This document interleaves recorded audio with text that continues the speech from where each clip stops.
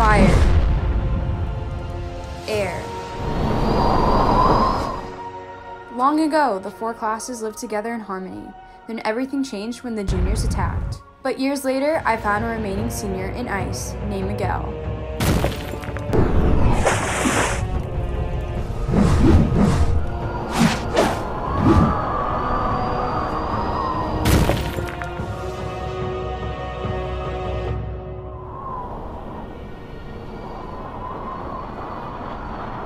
Although childish, I think he's the one student that can bring us all back together.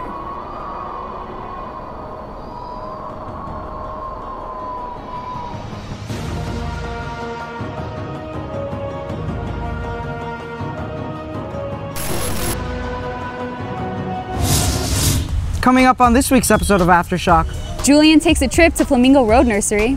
Ricky gives us a recap on Pride's International Fest. And we dive into the science behind dribbling a basketball. What's up, Cypress Bay? I'm Nick Ramos. And I'm Tati Del Carpio, and Aftershock starts now.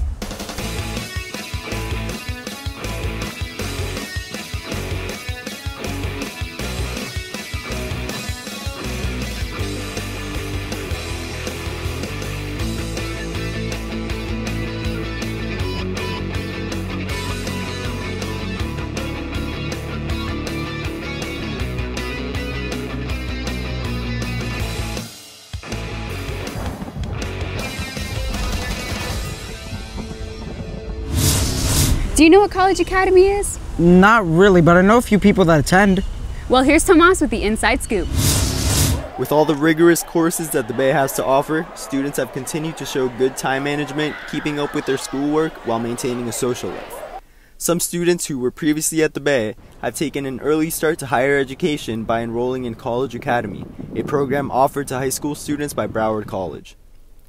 First-year College Academy student Jeremy Castillo told us about his time management and about his daily schedule now that he's not at the Bay. So much free time. I mean, Friday I start class at 1 p.m. So you can just imagine I have a ton of time to do stuff in the morning, and even on my Tuesday and Thursday classes I start at 9:30, and it's just a bunch of free time. Even in between classes I can go to the library, get some studying done, maybe go out and eat, get a bite. There's a lot of free time here. The rigorous courses that College Academy has to offer help students plan out a successful future for themselves. Jeremy is no different. So the rigor of Cypress Bay courses is similar to about an AP level class at Cypress Bay. And by 2020, when the Cypress Bay kids graduate, I'll be graduating with my high school diploma and my AA degree. So I'll be set to maybe, go out of state or go to UF or wherever I want to go from there. I'll be applying as a freshman with all these credits. Although College Academy has many positives, a big concern between students is that they will miss a part of the traditional high school experience. It didn't really bother me in any way that I was missing out on, the high school experience so much. When I came here, I knew that I was going to take a loss at that, and I came here expecting, more free time, maybe getting to meet new people. Although it may go unnoticed by some students, College Academy has much to offer, and Jeremy Castillo is just one of the many students who has made the best of it. Tomas Quiliqueo, CBTV.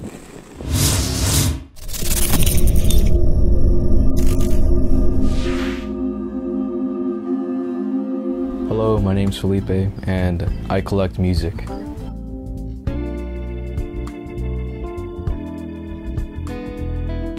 I collect physical music, I guess you can say. I go from records, cassettes, and CDs as well. Yeah.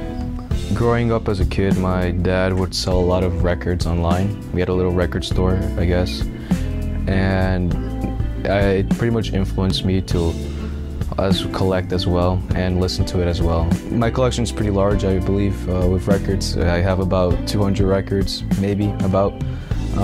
And then with CDs, it's about like 70 there. And cassettes, like 30, 40. And the collection is still growing. Out of cassettes, CDs, and records, if I were to choose one out of the three, I'd probably choose records. It's just great having to put the record on the turntable and then putting the needle.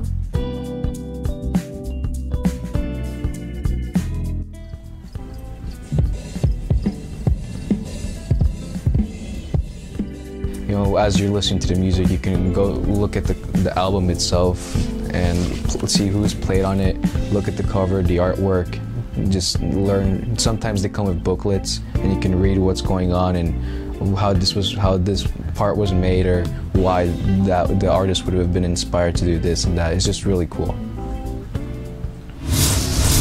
This weekend, I have no plans. I'm gonna be so bored. Well, I heard Flamingo Road Nursery is having hay rides. And Julian wants to go check it out for himself.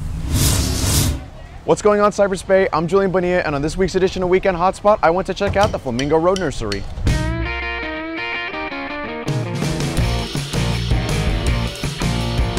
The nursery offers several different seasonal attractions. The most popular attraction this season is the hayride.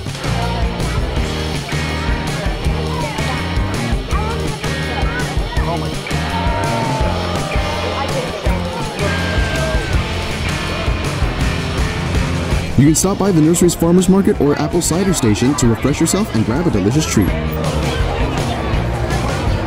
There are other areas where visitors can have fun and take pictures, such as the pumpkin painting stations and the pumpkin patches.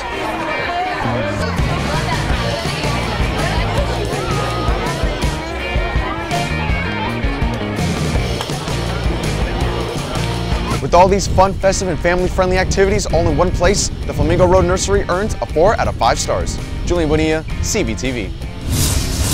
Pride's International Fest is held every year at the Bay. Whether it be a pasta eating contest in Italy or learning a little Chinese, there's something from every culture. And here's Ricky with more. Cypress Bay's Pride Club hosted their annual International Festival on October 24th. During this event, students at the Bay got to experience and learn about new cultures. Yeah, I think it's actually great to see people of different heritages coming together kind of to celebrate a common idea of Chinese culture and Chinese traditions, especially because it's so interesting. I have no heritage in China, but I think I've really grown in appreciation just by interacting with the culture itself, and by meeting other people that also appreciate it, no matter where they're from. As students go around to the different booths, they not only learn about world cultures, but are also exposed to new clubs. Well, we really want to be one of the most informational booths out there. We want to spread Chinese culture, and we want people in general to learn about China and to maybe be interested in joining the club next year. Even with such a diverse span of cultures on display, students still find a common ground to come together. I think the cultural unity that the club brings, it's very, very inclusive of everyone. It doesn't leave everyone out. I think that's the most important and core value that we have. Pride hopes for International Fest to expand so more students can show pride for their countries in years to come. Ricky Kidder, CBTV. Hello. Are you going to vote soon? Here's some helpful info. Look up your county sample ballot and familiarize yourself with the names on it, along with all the other issues you'd get to vote on by doing your own research. Here are the voting locations in areas surrounding the Bay. The closest one is right across the street at the library. You can vote early as well as vote by mail. Educate yourself to help form your viewpoint and make sure to participate in upcoming elections. Have your voice heard, because it is your right after all. Best Buddies hosts many socials throughout the year. These socials help bring buddies and members together. And Josie went to go check out the Halloween event for herself. On Friday, October 26th, Best Buddies held their annual Halloween social. The members of the club gathered together for an afternoon filled with festive games, food, and activities. We choose to hold events like this for their buddies and the members to have an opportunity to hang out, because for a lot of the buddies it's hard for them to see their friends outside of school. So it's a really fun time where we can get together and do fun activities and hang out. These events for the new pairs are a really cool opportunity for them to get to know each other and get comfortable around each other. At events like these, members and buddies are able to enhance their companionship. These events help everyone become closer with all the buddies, and it just makes them feel really included, because a lot of people tend to treat them differently or leave them out, which is not cool. So it's really good for them to be around all of us and socialize and feel like they're part of something. For Nicole and her buddy, these events are an addition to their frequent hangouts. So Justin has been my buddy for 2 years now. He's literally one of my best friends. We hang out all the time. We go to the movies, we go out to eat. We're really close. By being a part of this club, members are continuously forming their everlasting bond with their buddy. Josie Clancy, CBTV. Here's Ethan with this week's Lightning Athletics.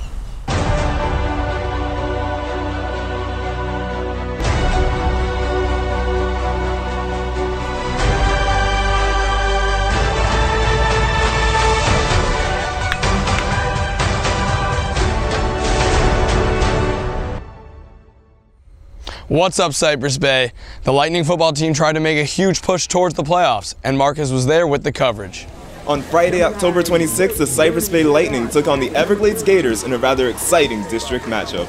In the first quarter, the Gators opened up the playbook early with a pass getting them downfield. However, there was such great defense on both sides that neither team's offense could capitalize.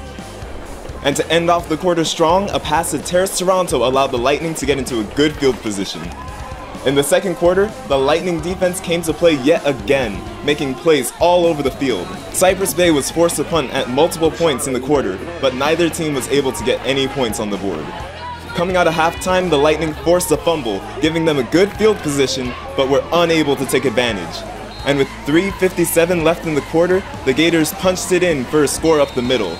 The score was followed by an extra point, putting the Gators in the driver's seat with a lead of 7-0. Everglades dominated in the fourth quarter as they run to the outside for an early touchdown, taking the 14-0 lead. And to put the icing on the cake, the Gators threw a screen pass leading to an incredible touchdown. Despite Cypress Bay's best effort, the Lightning fell to the Gators 21-0. The girls volleyball team took on their arch rival, the Western Wildcats, in a huge district matchup. And here's Tati with the recap. On October 30th, Cypress Bay's girls volleyball team faced off against their rivals, the Western Wildcats, for a spot to play in the regional semifinals. Western started off the match strong by keeping a solid formation as the Wildcats had the 2-point lead, ending the first set 25-23. Cypress Bay brought up the heat in the second set with a more unified defense, while Western seemed to lose momentum, ending the second set 18-25. Both teams seeming equally matched. That was until left front Cecilia Roberts and center back Marcela Proenka made some game-changing plays, ending the third and fourth set 22-25. Winning the match, Cypress now advances to the regional semifinals. Have you ever wondered about the science behind dribbling a perfect basketball? Well, here's Isaac to tell you.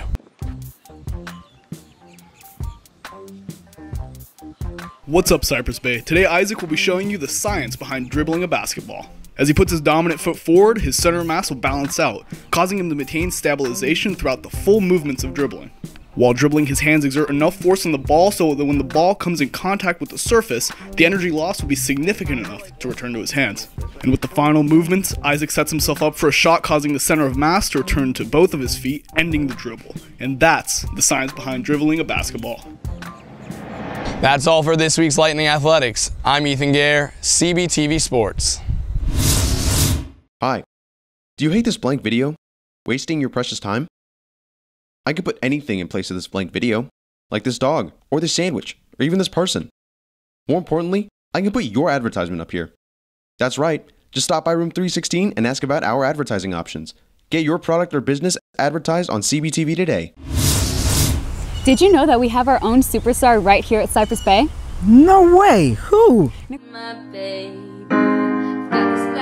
Nicole Apolonio is currently a junior at Cypress Bay High School.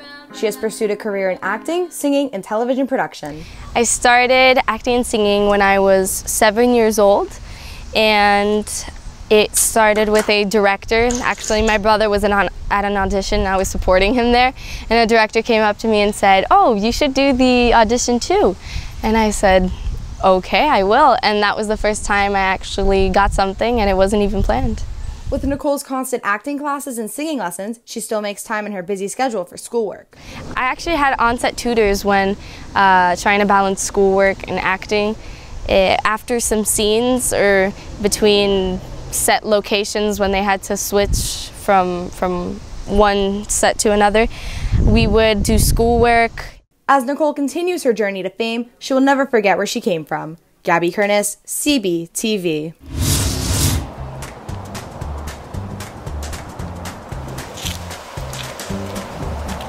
Hey.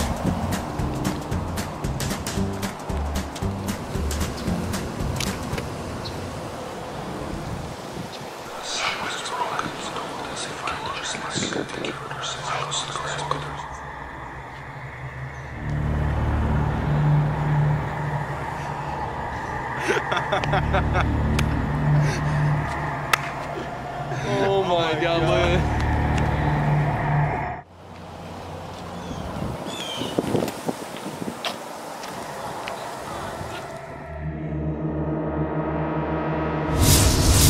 Have you ever seen any Aftershock reporters around the Bay? Yeah, and Neil went around to see what you guys had to ask us.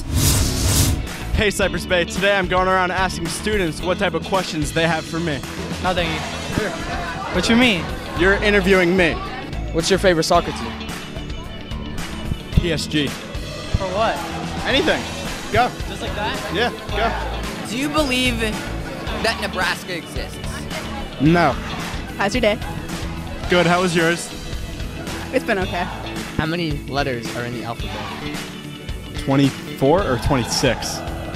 It's one of them. I did win. How much? 1-0. Who scored? Charlie Selden here with CBTV. I'm here with Neil Shulkin, and today we're going to be talking about the impacts of climate change on developing nations, specifically ones whose main export is bananas. Neil? Neymar. Oh my god. You're on a prank show. There's literally a camera right there. It's right there. It was fun being on the opposite side of an interview. I'm Neil Shulkin, CBTV. That's all for this week's episode of Aftershock. If you want to watch previous episodes, visit us at cypressbaytv.com. And while you're at it, follow us on Twitter at Cypress Bay CBTV. For Nick Ramos, I'm Tati Del Carpio. Thanks for watching.